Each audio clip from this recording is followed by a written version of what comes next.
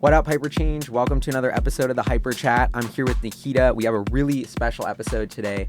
We're going to talk about Oscar Health and HyperChange in the healthcare system and why aligning incentives could make a huge difference for the healthcare industry, which in the US is super bloated. And you also have, you work for Oscar, and you also have a blog called Negotiating the Terms about women in VC. So we're going to cover all of this, startups, tech, healthcare. Really excited to have you on. Thanks for coming. Of course, anytime.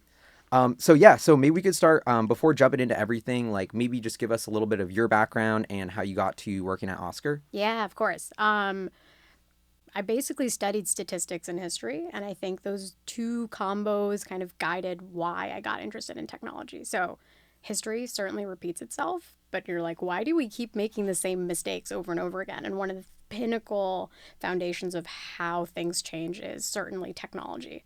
So that's the history part. And then when I think about statistics, data is one of the most foundational pieces of foundational sources of information that helps you bring insights to why you're making or why you should make certain types of decisions.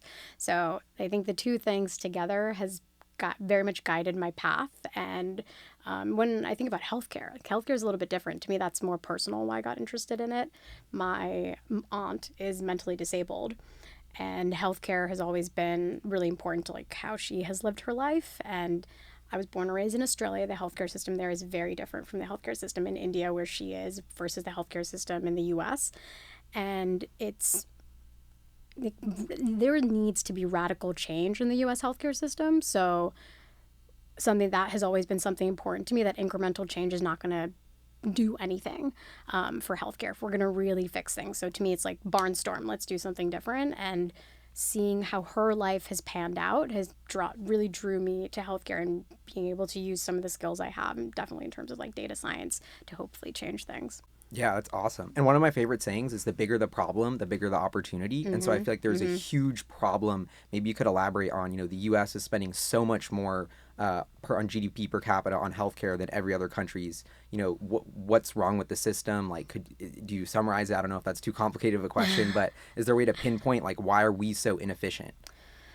I mean, I think part of it is kind of a political answer. So not talking about how my employer sees things, but I can talk definitely about how I see things. Yeah. So much in the US is fee for service. So it's done based on procedure, not based on what people's healthcare outcomes end up looking like. So that to me is one of the most screwed up parts of the US healthcare system. And the origins are very interesting. It came about during and after World War II. There were freezes on wages instituted by FDR. And in order for for companies to be competitive, they had to offer something to employees that wasn't related to their wages. That ended up being health insurance. So that was like our origin, which is very different from most health insurance in other countries. That came from the state. Yeah, so it was like enterprises wanting to make themselves more attractive to employees, and that's what sparked the innovation, not... Exactly. And before that, there wasn't really health insurance. There was more hospitals that offered care. So you can even see this in the names of big hospital systems: Detroit Mercy, Mount Sinai. These are all religious because it was basically the Catholic Church and a lot of religious institutions that started hospitals. So that's very different, right, from now, where we have nonprofit or not for profit or for-profit, like Hospital Corporation of America, HCA hospitals. But in other countries of the world, it was the government helped drive healthcare, or like universal healthcare. That was not the case in the US. So when you think about what could a new healthcare system look like, we would be changing almost 100 years of how health insurance had looked like in this country. It's crazy, right? So you already have all of these you already have an industry that it's not in their favor to change things, but hasn't been in their favor for like 100 years. So you had Blue Cross Blue Shield, one of the biggest insurance companies in America. What ended up happening in like the late 80s, 90s, etc., was that they were one of the only hospitals that was still like truly nonprofit, in the sense that they would take anyone. They covered pre-existing conditions. Most places, as you know, which is why we had the Affordable Care Act and all of that, most insurance companies did not.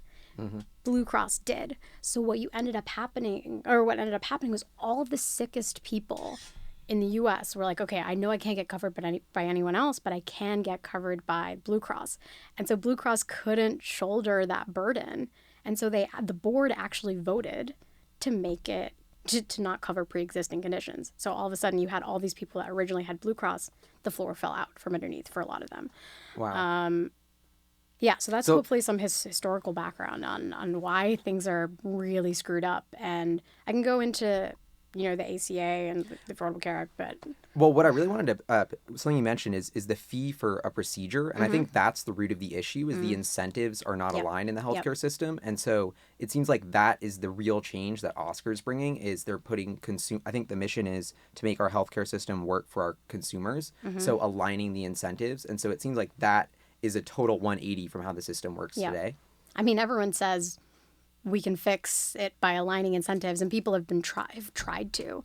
I think Oscar has definitely tried to do that in almost everything we do. And I can speak to some of the things that my team works on that I think aligns incentives and has made Oscar have that kind of member experience that has been really core to what Oscar does.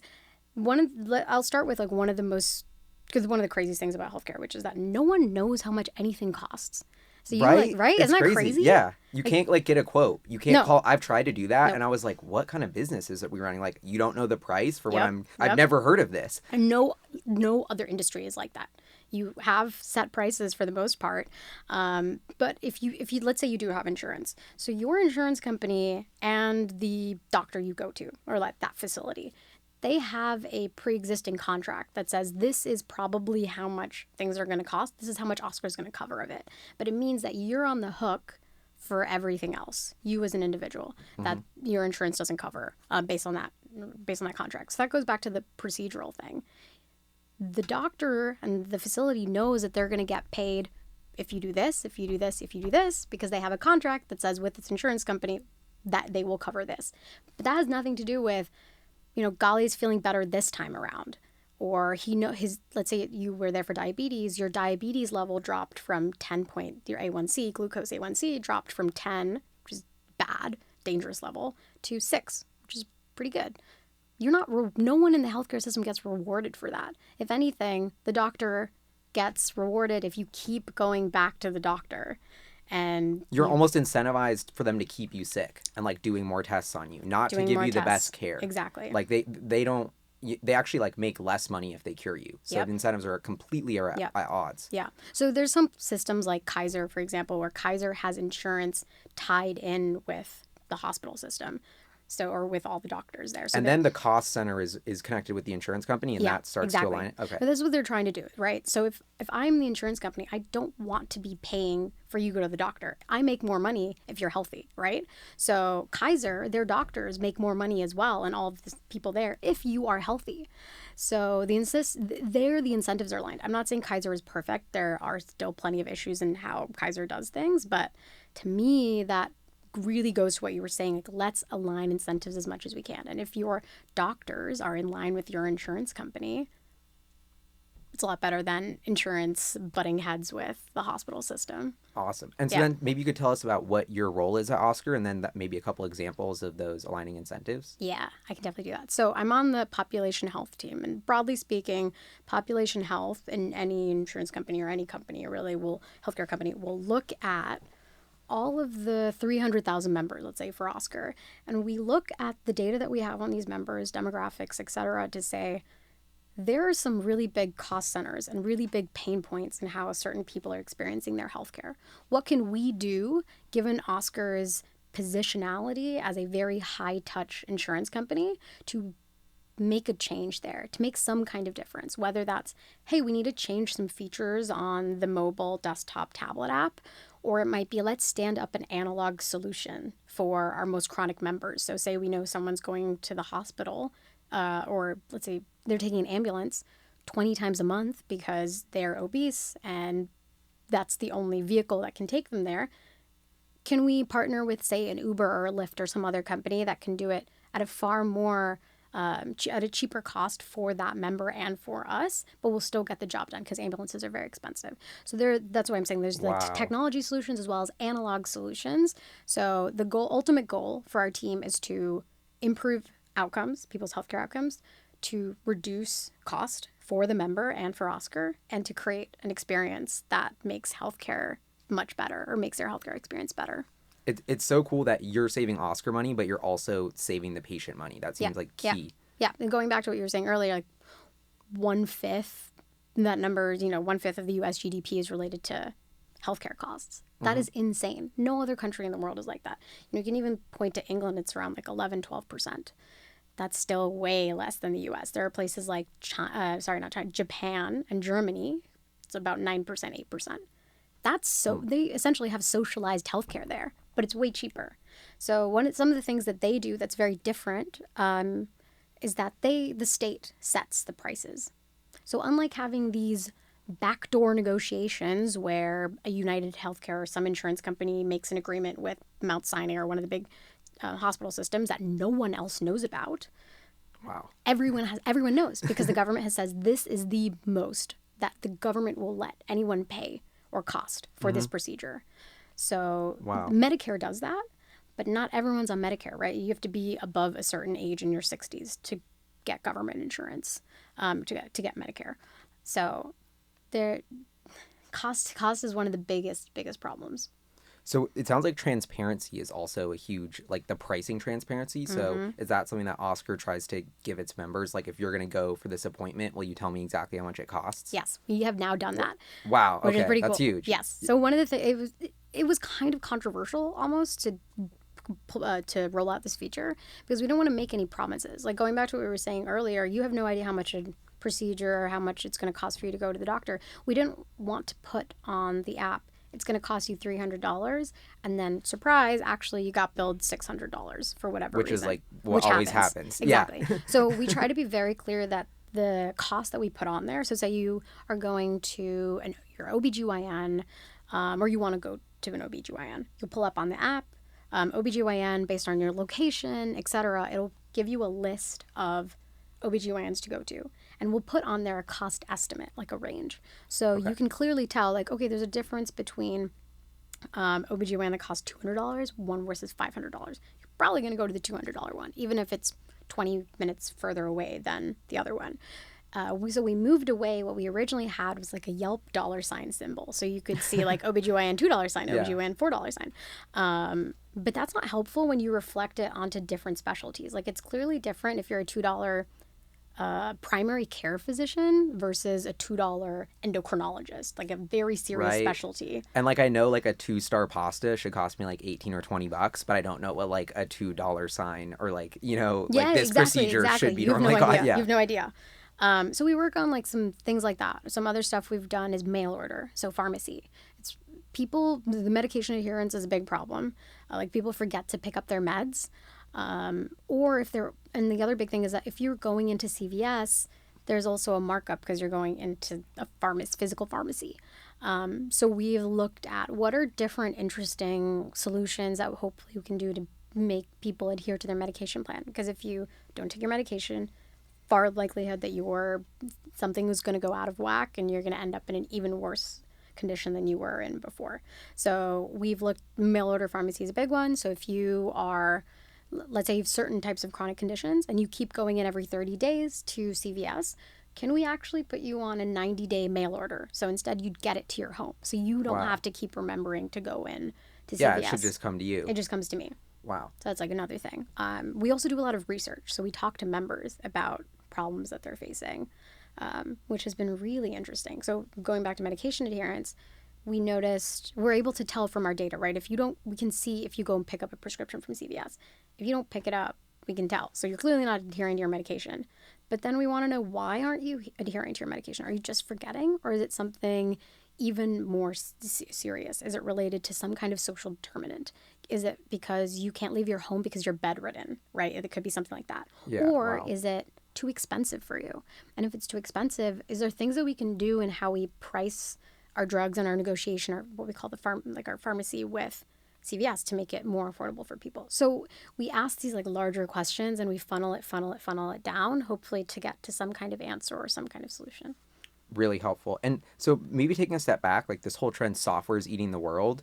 I think Oscar really plays well into this. And I heard a quote or like some sort of line from your CEO when I was watching an interview to research for this that said faxes are more useful than mobile phones Yep. in the medical industry today. So just with that kind of lens, I'm curious if you could describe like is Oscar's business approach here? Like what's the game plan to basically start tackling this huge problem?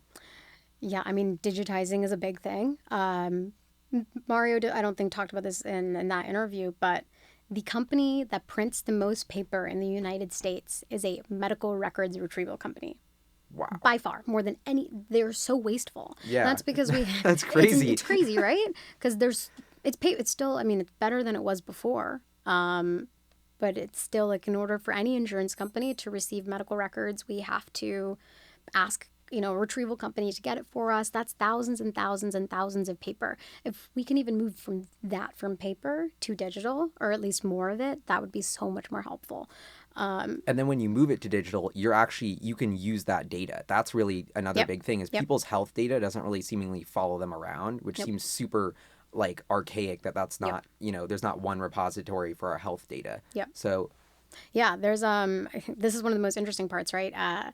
If you go from Oscar to United to Aetna to Cigna, you start as a blank slate, tabula rasa, every single time you go to a different place. So say you have 4 major conditions. Cigna has no idea. So they can't put you on the care plan from the get-go. Versus if you were able to carry your data with you and you sign up for Cigna and you give Cigna your healthcare data, Cigna goes, okay, great. I know that Gali has these conditions. What can we do to make sure we start addressing them from the get-go? We know we're able to cover them properly. Right now, you just go to a new insurance company and the insurance company's like, oh, I know nothing about him. Let's see what happens this year. Yeah. So why is that so difficult? What's the roadblock between not sharing this data, like aggregating it? Is this something Oscar's tackling where like, I guess I wouldn't ever want to leave Oscar if I signed up, but like, I'm guessing you're doing a much better job at digitizing like a cloud of my personal health data.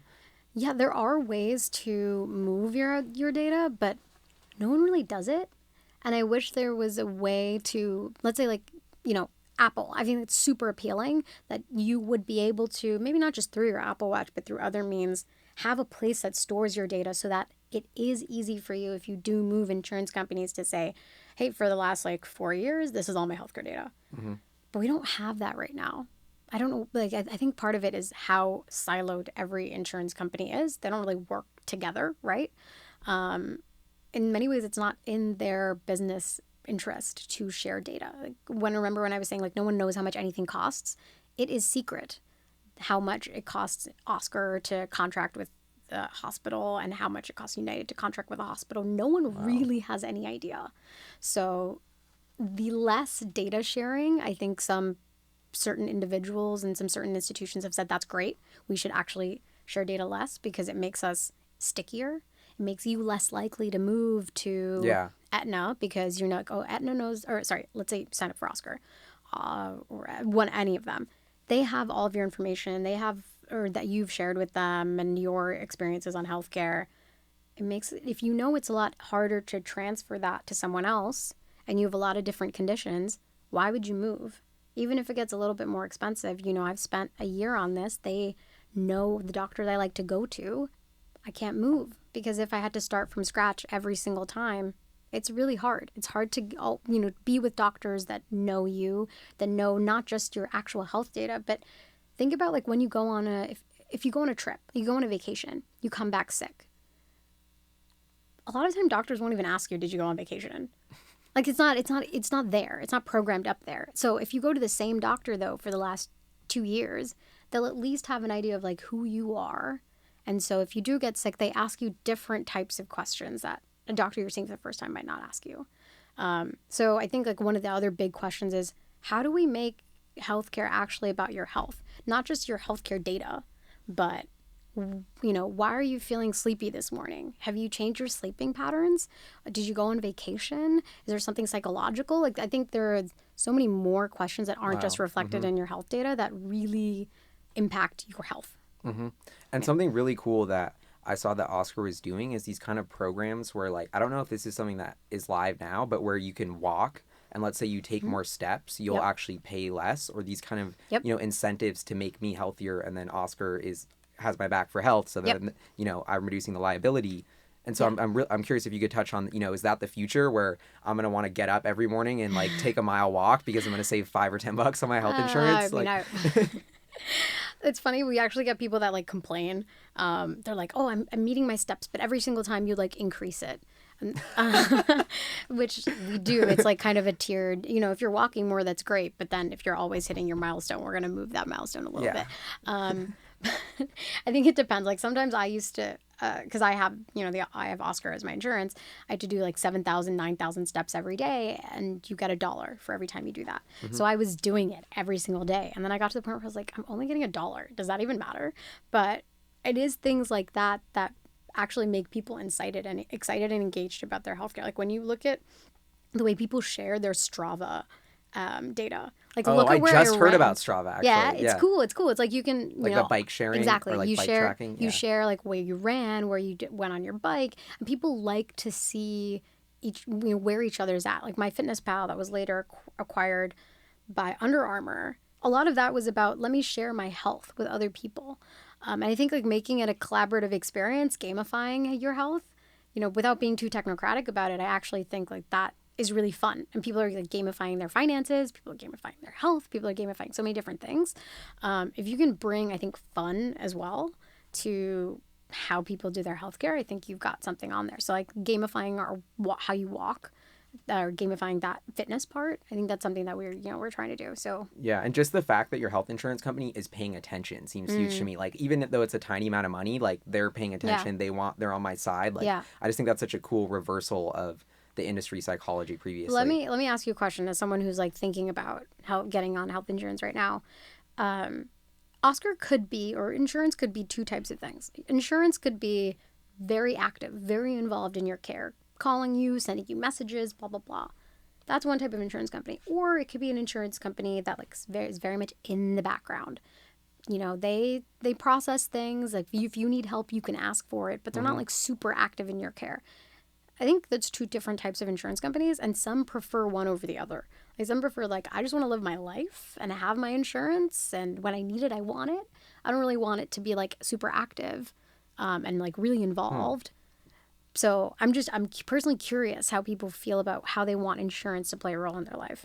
I almost think a hybrid approach is like what I want, where it's like, don't bother me, but like when something's wrong, like I need you there and I need you to be super involved because it's my health. Yeah. That's kind of in the back, and like I'm thinking once every 6 months, like I should get a push notification from my phone that's like, you should go to the dentist and get your teeth cleaned once every 6 months, get a checkup. I don't even know how often I'm supposed to do that. Like, but these are things that are just so simple to like time. Right now, there's no one telling me to go do these things. So then I would want my insurance company to reach out to me like, hey, it's covered, it's free. Here's like 5 appointments in the next week. Like just pick one and we'll like super easy coming to you. So I think they could take a lot of the stress out of it by like being a little proactive. Yeah. I mean, we do that. So we want you to get your annual physical every year. Yeah. And for certain people, we'll even say, like there's certain like let's say high risk individuals that we need to get them to a doctor this year. We really want them to go to a doctor this year. We might throw in a like, hey, here's a $20 Amazon gift card or a $50 Amazon gift card. Wow. Why would you not want to do that? Man. And one of the reasons I'm so excited for this episode is just to give a little backstory. Like I'm personally trying to get health insurance, or like I just got off my parents' health insurance. And so I'm deciding which new health insurance to get for the first time. It's like a really overwhelming process and so confusing. I don't know. I just feel so over my head. And then when I found Oscar, I was like, even today I was playing around looking at the plans. Like it's so simple as like a millennial who's used to dealing with like these well-designed, like working software platforms that explain it for me. It was just miles ahead of anything else I'd experienced in the industry. And so moving into Oscar, the company, like what gets me so excited is I was looking at the last funding round. Like you're only 7 years old as a company, it looks like. It's founded in 2012. Just raised $375 million at a $3 billion valuation or so from Alphabet like 8 or 9 months ago. And so I'm so excited about the opportunity here, because I think once you get all these young people signed up, like they're potentially customers for life.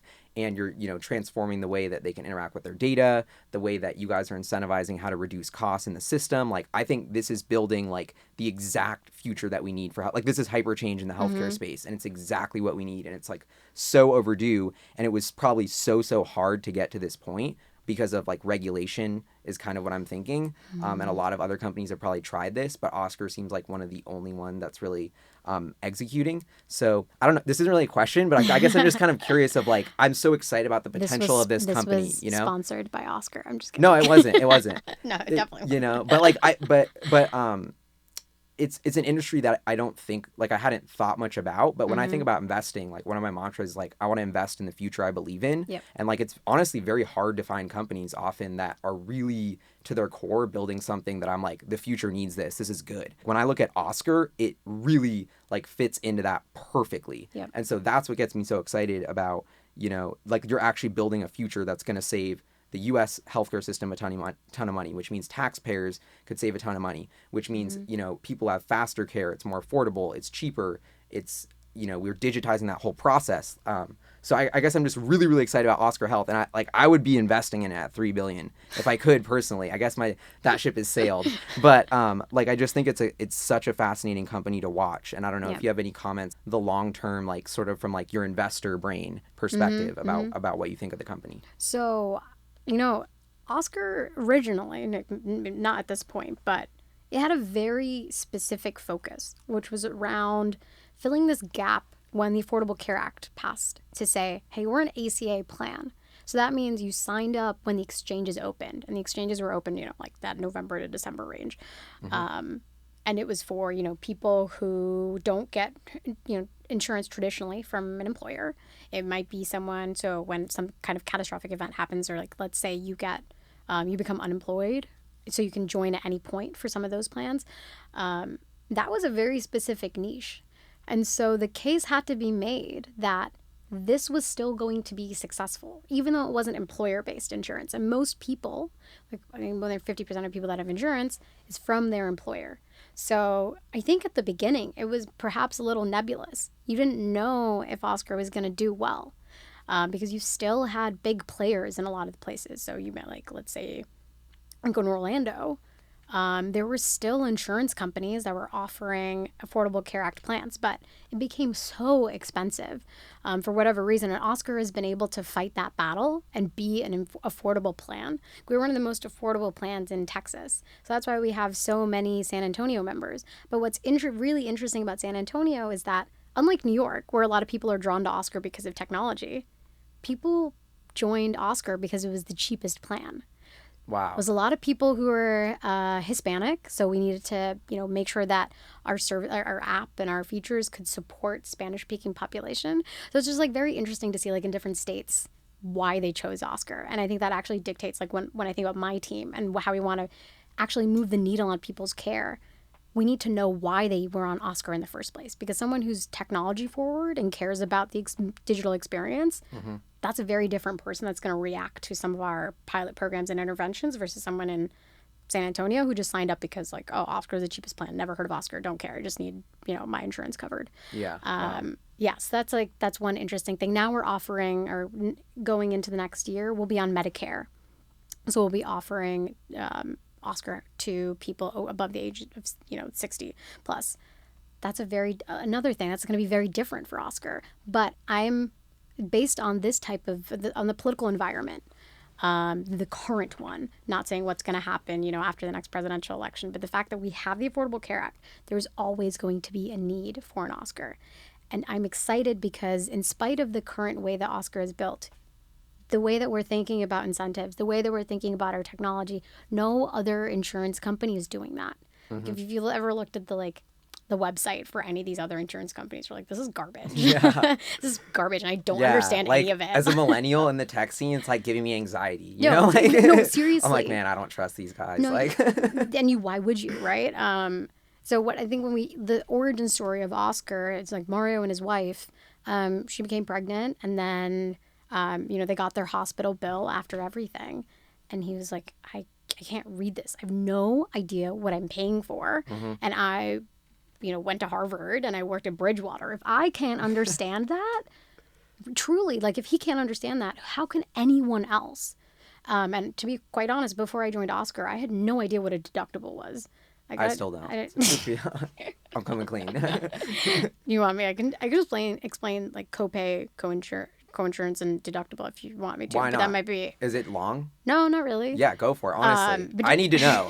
Everyone probably needs to know. Like, they're in denial. Everyone's been faking that they know. It's scary. Everyone does kind of fake it because it seems very scary at the beginning. Or like, what is deductible? I've never heard that term used ever, or like other than healthcare, right? Yeah, like what are we deducting? What from? are we deducting?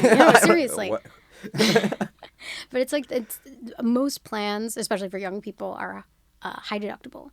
So it means that before insurance kicks in, you have to pay this amount of money. So every time you go to the doctor, you're paying the full amount. So let's say your deductible is $5,000. You have to pay for that year $5,000 throughout your various different like encounters with a doctor. And after that, that's when insurance kicks in. So once you cross that 5,000. Wow. Yeah. So it's like, we only have you covered if you spend more than 5 Gs this year, Well, or whatever they'll cover the you deductible in is. certain ways, but yeah, it's really that, like, get to that 5,000. For families, it's like 12,000. It really, really changes. So, but that's an important thing to know. Like, if you're someone who, goes to the doctor all the time, and you want to, the insurance to kick in faster, maybe you should get a low deductible plan, right? Like, so you only pay $3,000, and then all of a sudden your insurance is coming in and paying for you. Mm-hmm. That's helpful. Copay. So copay is when you go to the doctor, insurance covers some of it, and then you are responsible for, like, let's say $30. That's your copay. You just pay $30 every time you go, but your insurance has covered a lot of it. So that's fun. Then coinsurance, or things like this, is when your deductible's done. So you got to that 5,000. Okay. Your insurance is actually only going to cover 70%. So you're still on the hook. Damn. For a lot of it. I know, right? I shouldn't have bought so many Tesla shares. Welcome to market-based insurance. So, there's an argument, I think, a valid one to be made about Medicare for All or something like it, because potentially that could be cheaper than, than the system that we have now, which is all kinds of messed up. Can I ask a crazy moonshot question? Because one of Yes. the things that my brain doesn't wrap around is this concept, the $1 million treatments. This whole concept of, like, humans are going to live longer. Like, I feel like the one thing I would pay infinite capital for is time. And so that's really what Oscar's, like, core business is. You're selling time that people can add to their lives. And I wonder how the system, as technology advances and you get more and more expensive treatments, like, where's the end of, like, where does insurance play into that? If when I'm 90 years old, there's a $700 million treatment to cure my disease and make me live one more year. Like, I don't know. This is always something I think of, because it's like people will, The question is, do you want that? When you're 90 years old, do you want to spend X thousands of dollars on a procedure that's going to keep you alive for another 6 months versus your quality of life when you're 50? Then I think it makes a lot more sense to get a very expensive procedure. Once you're a lot older, I think that you should think about your other life options out there. It's actually interesting. Most of people's healthcare costs ever will be in that last few years of their life, right? Because this is your body's deteriorating, all of the and things. you're throwing everything at it you can. Exactly. And there's a beautiful book, Atul Gawande's book, Being Mortal, where he asks these questions about mortality. He asks you, when you're older, how do you think the people actually feel? Do they want to spend their years or months in a hospital in a very anesthetized, cold environment? Or do they want to be at home surrounded by their family, where the focus is not how do I extend my life, but how do I decrease my pain? So I make it as painless as possible, live the rest of my life surrounded by my loved ones. And not that the cost thing is as important when you're asking questions about mortality, but it is technically cheaper to go through, like, hospice care than it is to be at a hospital. But it's a beautiful book, so I definitely recommend it to people, because he was a doctor. So his thoughts were always, how can I make sure that this person is going to live longer? Yeah. And I guess that the burden I'm trying to get to is this deep moral question of, like, what is the baseline healthcare? So, like, technology advances to this certain level. It seems like there's some standard we have to cut off of, like, every person is entitled to healthcare up to this point, because after that it just gets too expensive, and then, like, all taxpayers are paying for that. Yeah. So, so That's okay. I don't know. But these are the things I think about. Like, there's weird skewed incentives at the end in all sorts of ways when you think about this industry that are so unique. And that's why I think like biotech in general is like an investing category is really interesting because they'll spend years and years on these treatments that people will pay millions of dollars for just because they don't have anything else. And like the demand elasticity is insane, Oh, yeah. I'm glad you brought up biotech because I'm so excited about the future of like just longevity in general. And I think that there's so many ways that biotech can help in the immediacy, not even thinking about like, when we are 100, how things might change. Think about how expensive it is to get an intravenous procedure or to go in. So basically, you have to go in, plug, they have to put a needle in you. You have to be in the hospital for 3-4 hours. How many people can do that? How many people can take 3 to 4 hours out of their like work day and just go and get, certain drugs running through their body?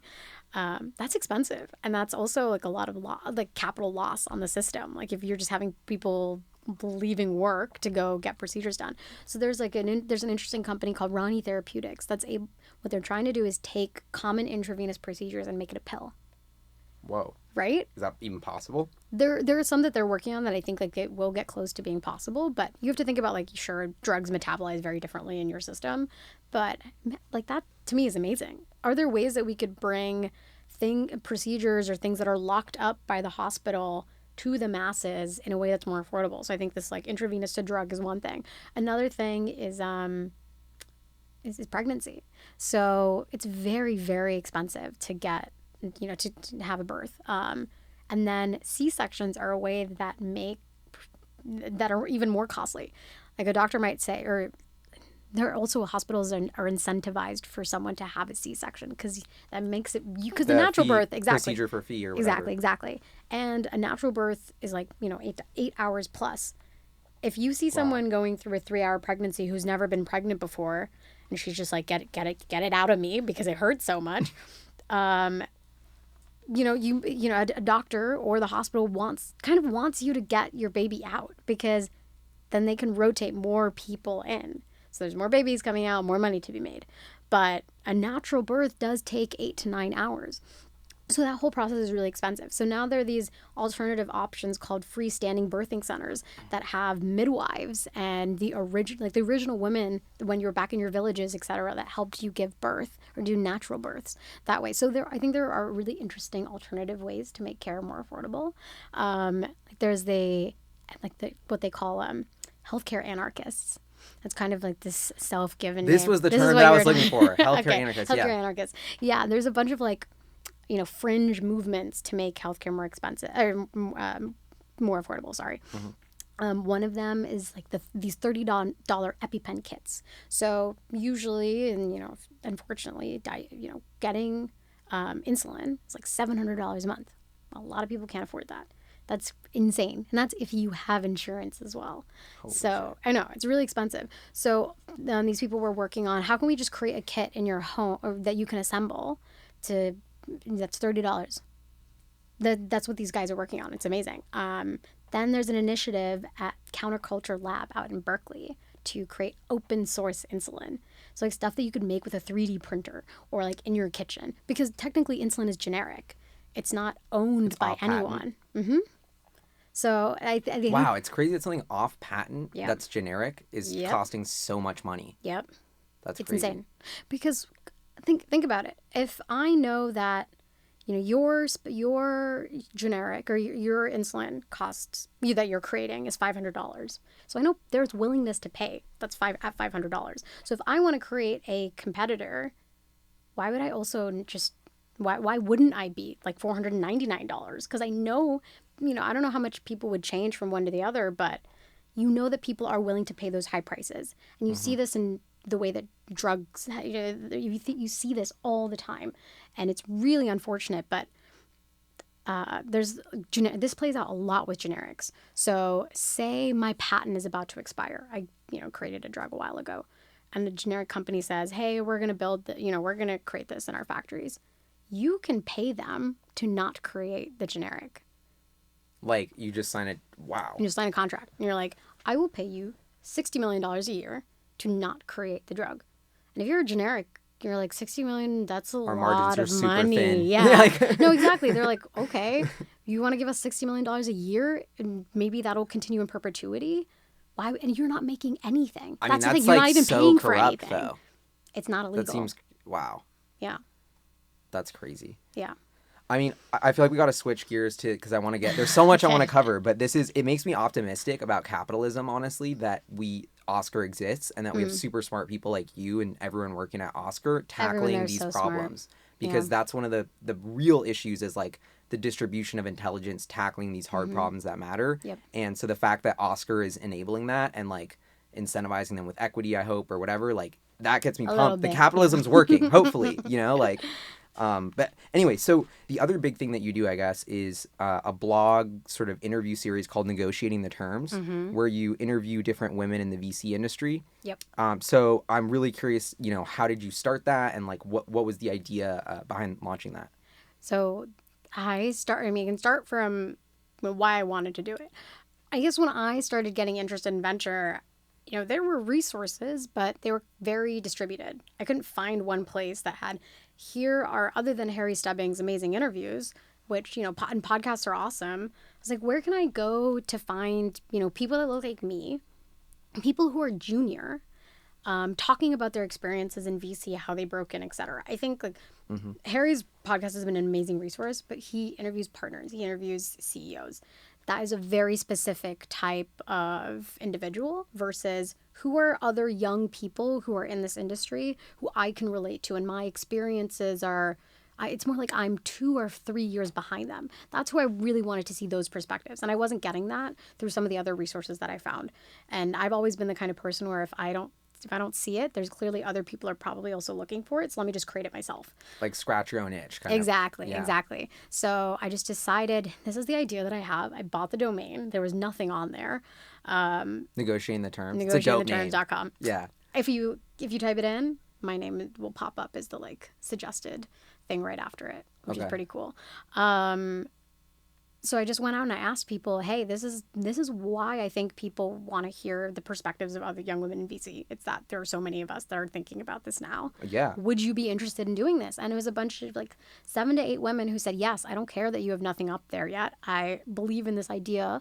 And this was also around the time that All Raise was getting started, which was the female funders, female founders focused organization that kind of encompasses. What is that? All Raise?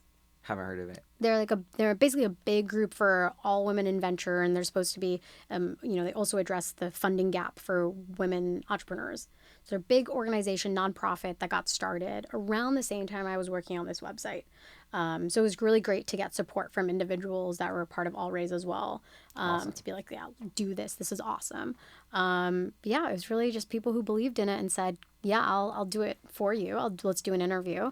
And then I did 8 of them, then went live, and now I've been posting almost one every week ever since. So I started August of 2018, and now it's April, and I've posted 54 interviews.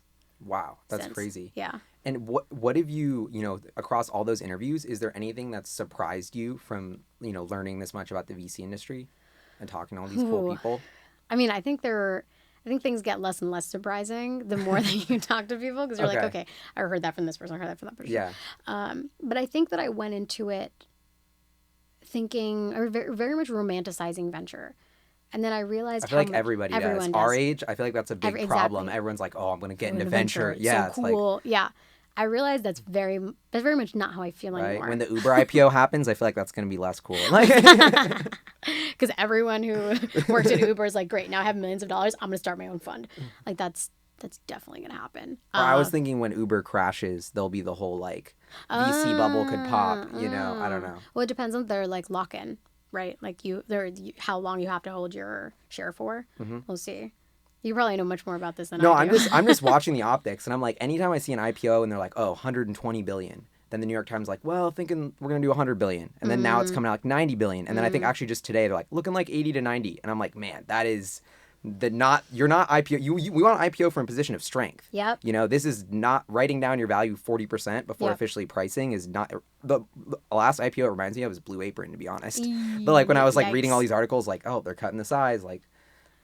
Yeah, I mean, we can talk about the IPO as well, multiple IPO things. It's like one of the things, I do randomly is just read S1s Yeah. because it's interesting. You're a great person to follow on Twitter, by the way. Oh, Everyone thank should you. follow you on Twitter because I read your S1 hot takes, I would Yes, say. they're my awesome. hot takes. I try to make, there's so many, like, here's the thing. I read the S1. This is the revenue. This is the blah, blah. I'm like, no one cares about that. I want your actual opinion on, you read the S1, you noticed some weird thing in it. Talk about that. That's what excites me Yeah. about, like, people who do analyses of S1s. I mean, S1s are like the coolest thing as a finance or investment nerd. Like the S1 for the people who are watching, it's like the filing that companies make before they go public, 300 pages outlining their entire business model. Yep. So if you're a nerd, investing nerd like you are or me, and you're like, what's the business model like? What are the unit economics of Uber? Yep. It's like the veil just got lifted. Yep. And you can get as deep as you want. And so I just think people don't realize how exciting that is, of like you're literally getting a look under the hood at the world's most exciting disruptive companies. Yep. The Slack one went live today. Like go, click. Like it's a race to see you can read it fast enough. Yeah, and what like, you'll it's so it's exciting. awesome. It's awesome. And you can see how the companies actually think of themselves. Yeah, like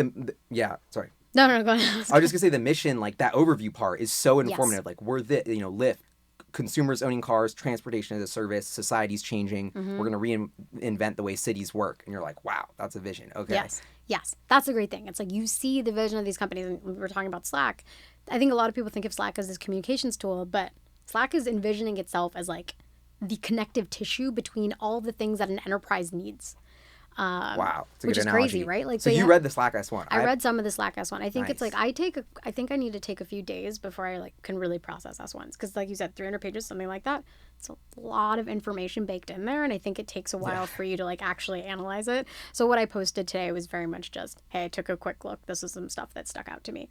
But yeah, like thinking of yourself as a communication, or not just communications, but you're really this connective tissue for every cloud-based SaaS tool that an enterprise uses. And like Slack included in there that partnerships chart, right? The partnership chart was super interesting, because the average, I think they were looking at enterprises. The average enterprise will use like more than 1,000 SaaS-based tools. Yeah, crazy, right? Like there are just so many that you end up using. I mean, if you're a big makes company, sense, yeah. right? If you're like a IBM or an Accenture or whatever, you're using thousands because your business is that big.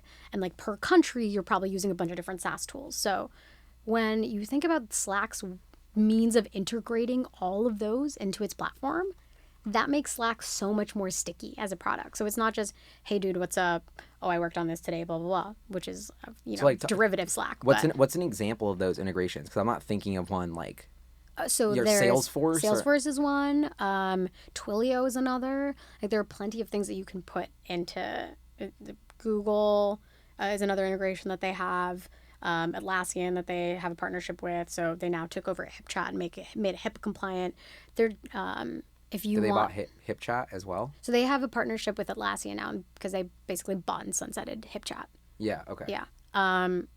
But their partnerships are increasing over time.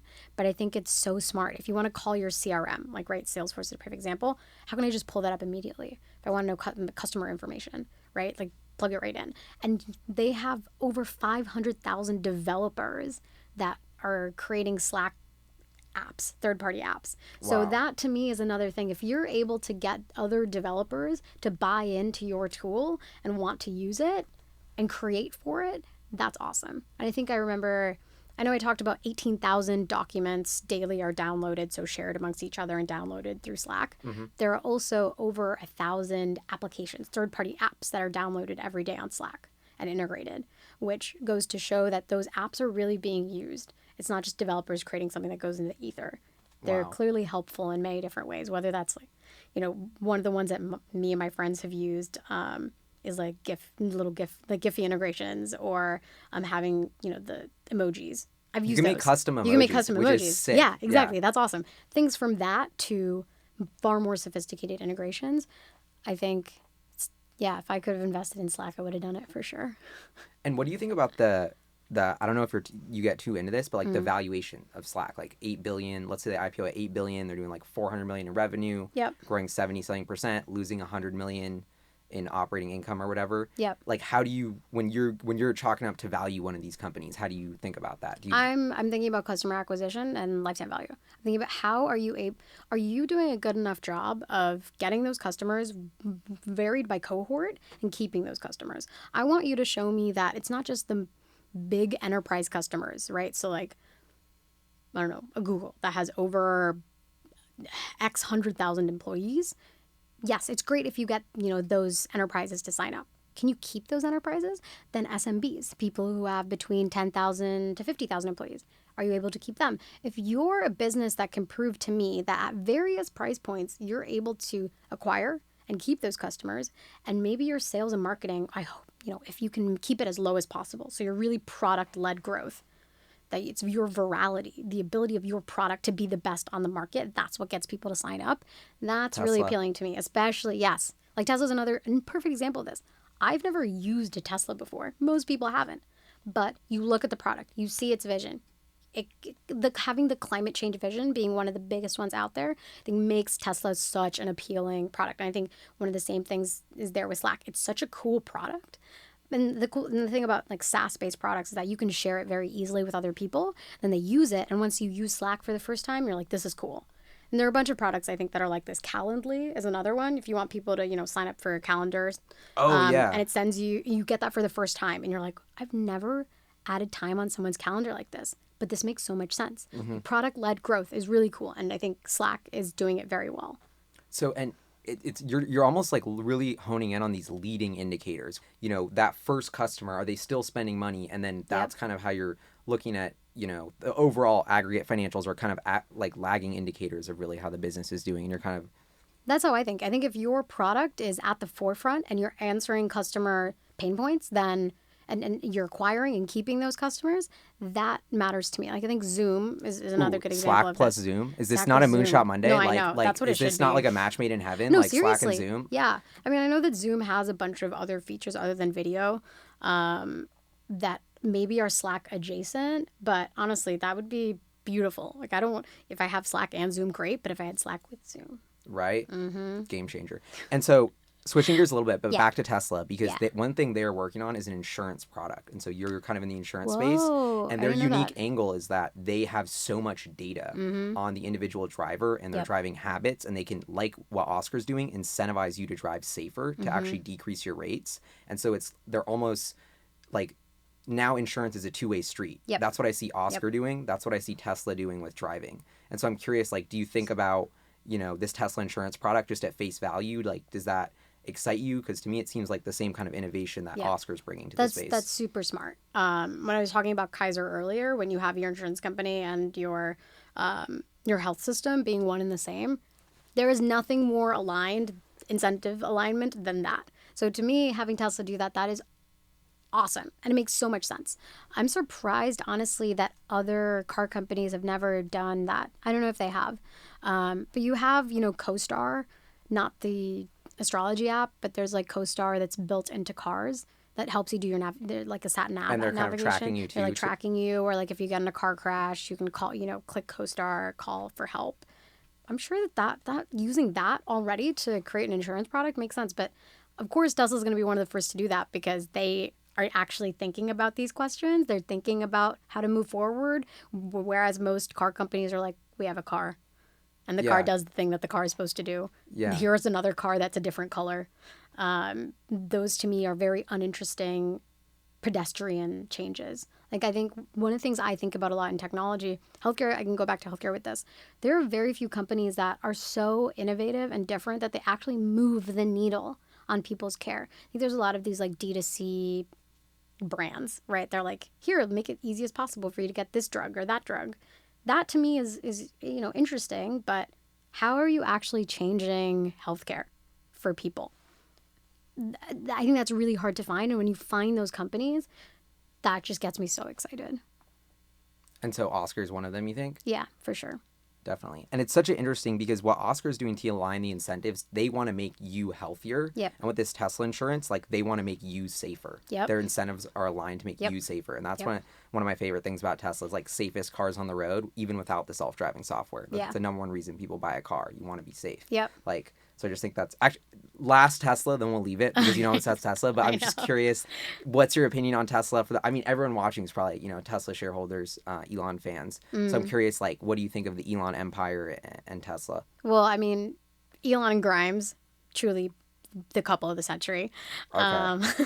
Right? I feel like they broke up, but then he followed her back on Twitter. I So didn't know they broke I'm up. holding out hope.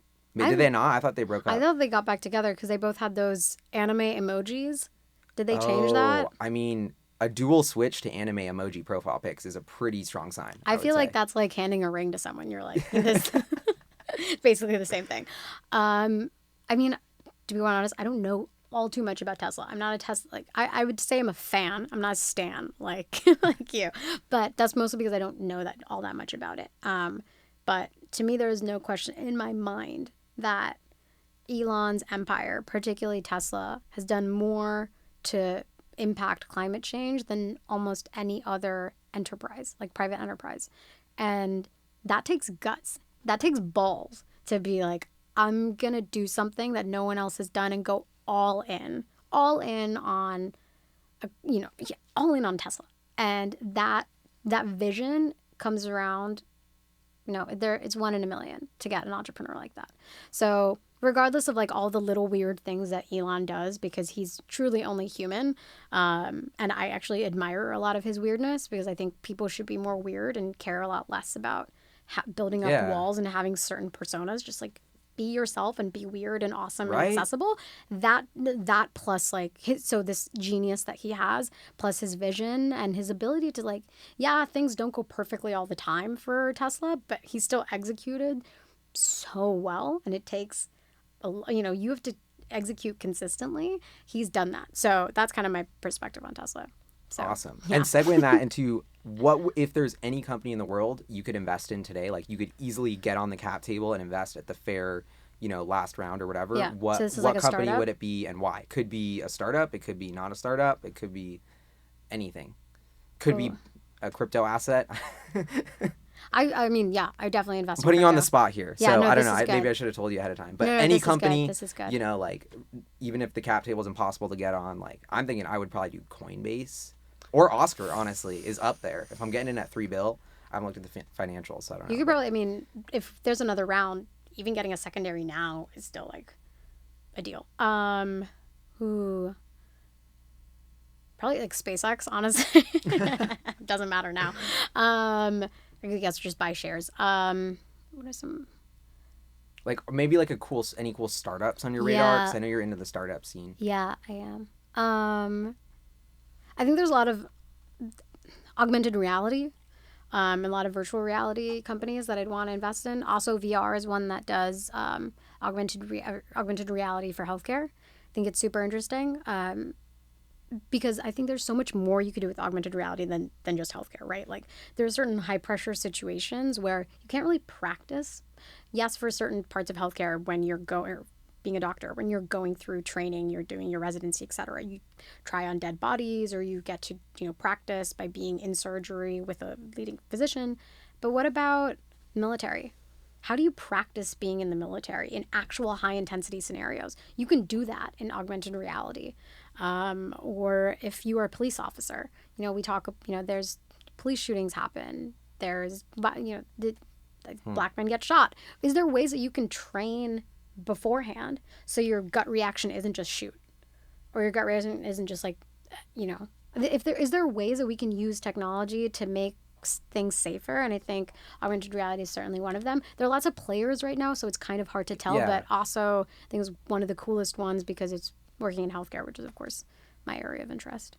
And look, I kind of want to push back on this because one thing I always hear is like, oh, the gun, like we're practicing guns and shooting, and that's a great use case for VR. I'm like, it's not a big exciting market, and I think robots are going to be on the battlefields, and like robots are going to be policing soon anyways. Like it doesn't get me excited about like this is a huge change in like the way humanity works. But I think a lot of people hype up AR, VR, this convergence of, even more of a digital layer overlaying on our lives. But there's so much, like, I feel like that's such a vague thing of how to, which company puts out what product that actually moves the needle on how digitized our lives are with augmented reality or VR.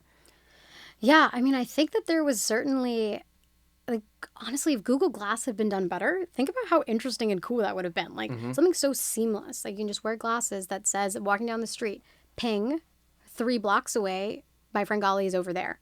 Wouldn't that be cool? Like instead of on your phone, something where you can actually see more about your how to increase your engagement with the world through your vision. I think that that's really exciting, other than like putting on a phone on my face and like being in a virtual world. I think that I Yeah. think that you can definitely do it, and whether that means like through Google Glass, or that means, hey, we're gonna have like Black Mirror style, we're gonna be able to have them on our eye, on our actual irises, which would be way cooler.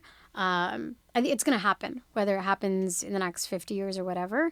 The augmented reality is already a thing in advertising. Like, have you seen like how, or Vocaloids, avatars that are becoming super popular, Lil like Lil Miquela. Michaela, like Brud, right? Awesome. That's Yeah, I made a AR. video on them. They're Oh, you did? awesome. Yeah. Yeah.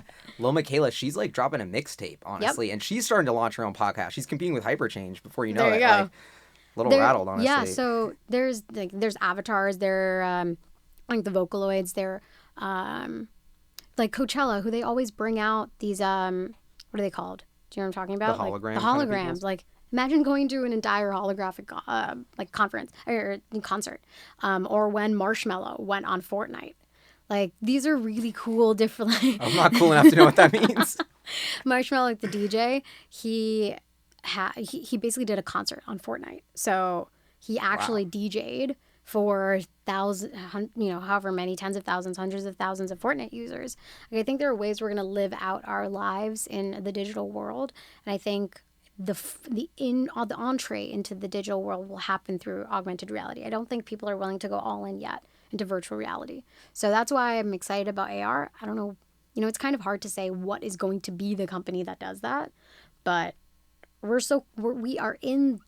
with generation now, like Gen Z, who lives their entire life online, right? Everything's online. So they're super willing to engage with this world, whereas previous generations, I think, are a little bit more hesitant. Mm-hmm. And the good rule of thumb I always think of is like, I'm actually stealing this from Elon Musk, but his term of limbic resonance is like the kind of rule of how these social networks and sort of this social interaction with technology gets pushed. Like, you want to be able to have as much data transmitted from your brain onto the internet or this digital network as fast as possible, that data flow. And so that's what you said, like reducing the latency, essentially. Yep. And what you said about Google Glass to me is so fascinating, because you think about all the things I could do with my eye, like take a picture of that, send it to Nikita, like instead of taking out my phone and doing, like it's so much, it's pushing on that limbic resonance. And like, that's why I give Snap a lot of props for trying their spectacles product, because I'm like, okay, Apple apparently wants to go into glasses. They acquired like this Israeli holographic sort of like Google Glass company. Everyone's saying that could be their next form factor, and Snap's already putting theirs out. So I think glasses is, just to hone in on like a product of how I think this really gets in the mainstream is kind of like one area I'm looking at. And Siri, or not Siri, the AirPods I think are really interesting, of the more functionality that kind of brings as a wearable like a wearable device. Yeah, no, definitely. I think AirPods are honestly so exciting. I don't know if they're going to be as game changing as some people have said, like really adding a new social layer or anything like that. But like I think it's very similar almost to the glasses, but in a very different way. Like imagine being able to just, hey, I want us to just send a quick note to Golly. I just want to be like, I'm walking down the street. Hey, send, in a way that's very different than sending a text on your phone. I think it's just different. It's funny. Like, I feel like sometimes I'm living in two different worlds. I see people tweet things like, haven't had a phone call in the last like 3 years.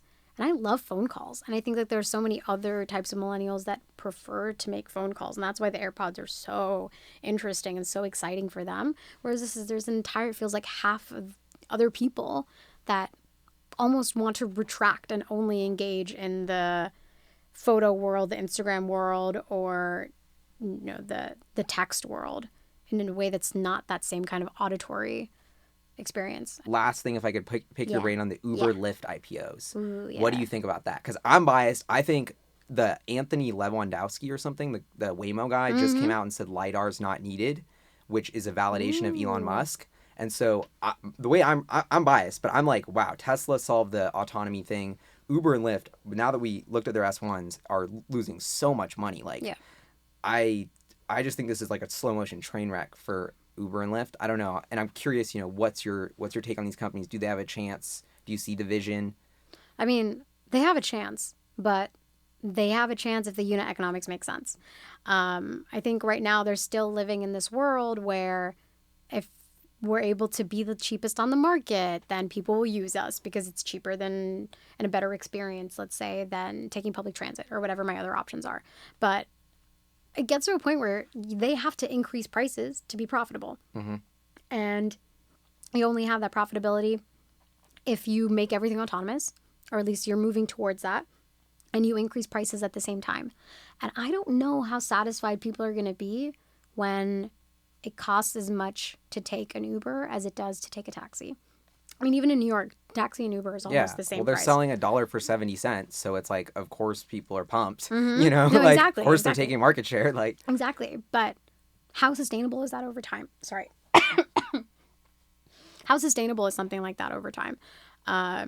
We'll see. And I think one of the biggest things that Uber didn't do, and I have highlighted in my tweets, they never talked about their cohorts. Because there are people that sign up for Uber, right, and like take it once and never take it again. That's a great There are tidbit. people who take it all the time. And they, unlike, well, I suppose Lyft didn't exactly do this either, but at least they shared a bit of their cohort data.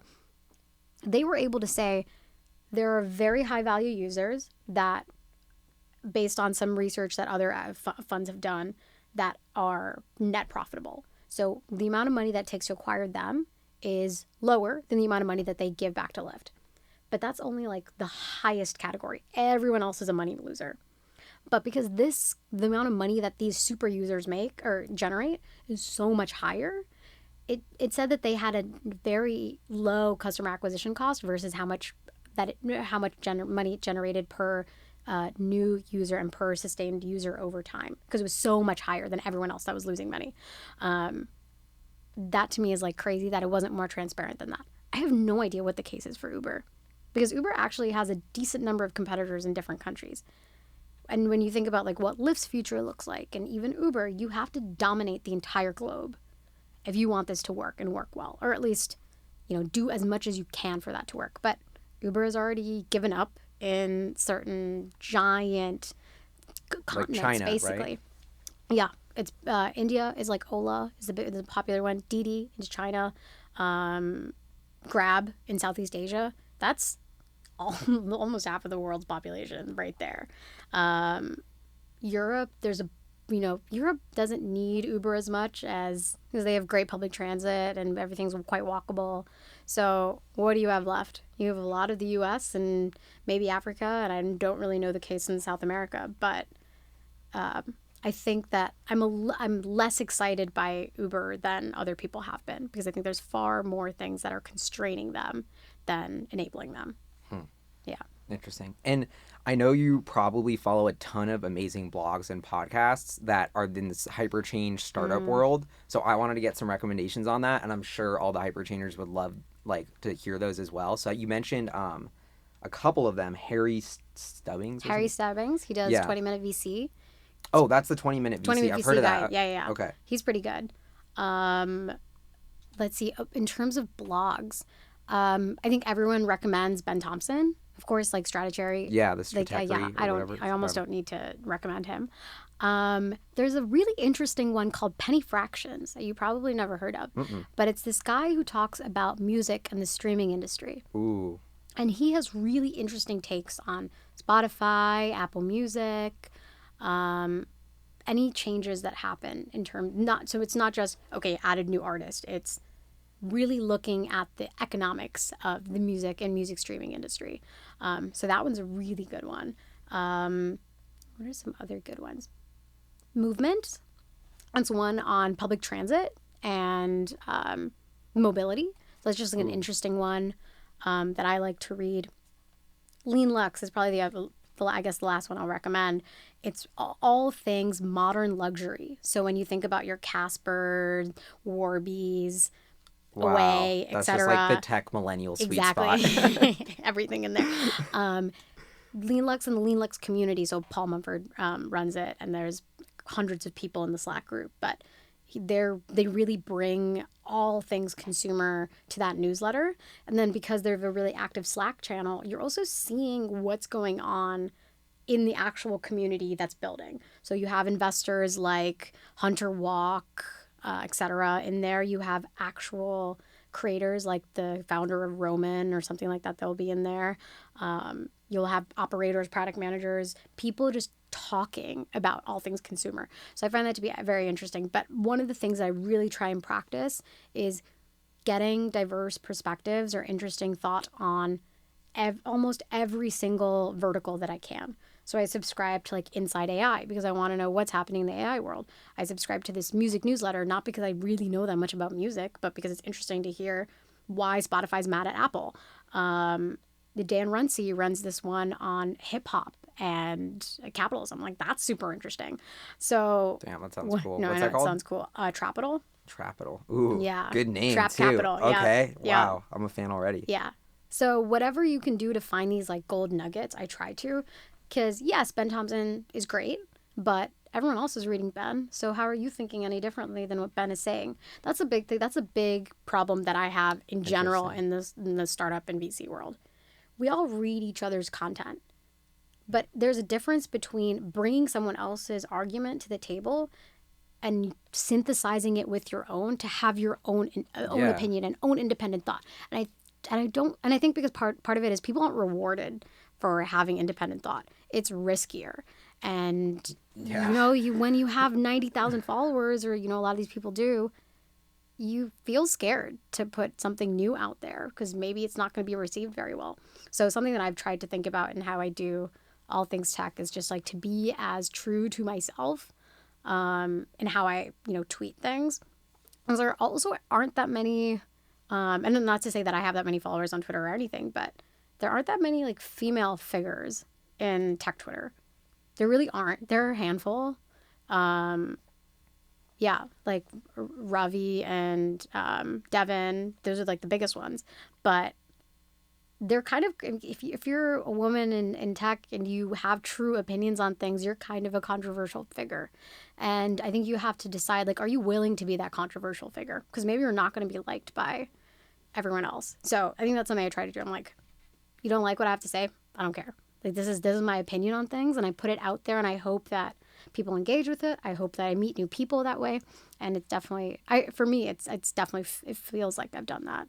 And Awesome. It's worked. Yeah. I feel like that's a great place to end. Everyone should follow Nikita on Twitter. What's your Twitter name? I better get like a 1,000 follower bump from. You might get like I'm just 10. kidding.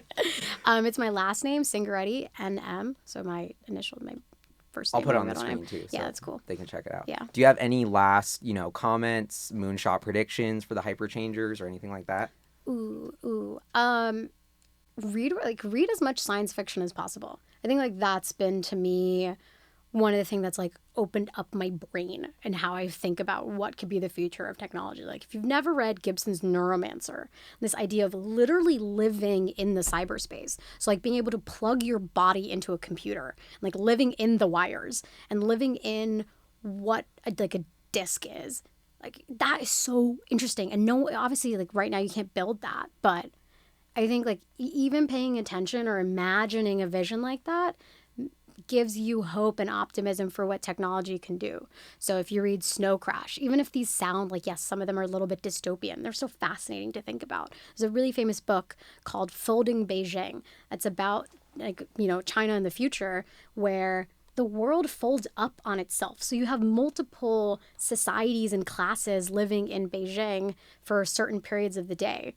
And it just literally like Beijing will fold upon itself and then the other class gets to live for X number of hours and then it folds up again. Another class of people get to live. Wow. And it's just like these people who are just science fiction writers are more innovative than like 90% of the population. So to whatever you can, read more sci-fi. And the whole concept of like invest in the future you believe in. The future is sort of this open book that's It really whatever is. we want it to be. Yep. Like I feel like for young people when there's so much possibilities with software, with us going to space, Yep. with reusable rockets, AI, like all of these sci-fi things are Yep. becoming, around the corner of like feasibility. Yep. And so I think it's like that's a great starting point for the imagination of like what businesses as technology enabled enabling us to create. Yes. I think we're already cyborgs. Like every like, time you like pick up a phone, you're a cyborg. Yeah, like, but you just have like what I was saying, the limbic resonance. Your latency is super low. The data flow is super tiny. Like Elon Musk, I'm copying him, but his analogy is incredible. It's like a straw. Yep. You know, and the second we can unlock that data, like magnitudes more. Yes. You know, tens, hundreds of thousands of times more. You know, people get scared about technology and they're like, oh, everyone's on their phone, everyone's on Twitter, and it's like, this is so early. This is just, if you think this is bad, I'm pumped that I'm spending like 30% of my life not looking at a screen, maybe. But I think that is decreasing, like the average time, you know, every year it's probably decreasing by a meaningful percentage. So, I don't know, crazy to think about. Yeah. But anyway, I had so much fun scheming on too. technology. Thank you so much for taking the time. Of course. And yeah, good luck with everything. Thank you. Everyone's going to follow you on Twitter. And yeah. Everyone should follow you on Twitter too. All right. Peace out. Thanks for tuning in.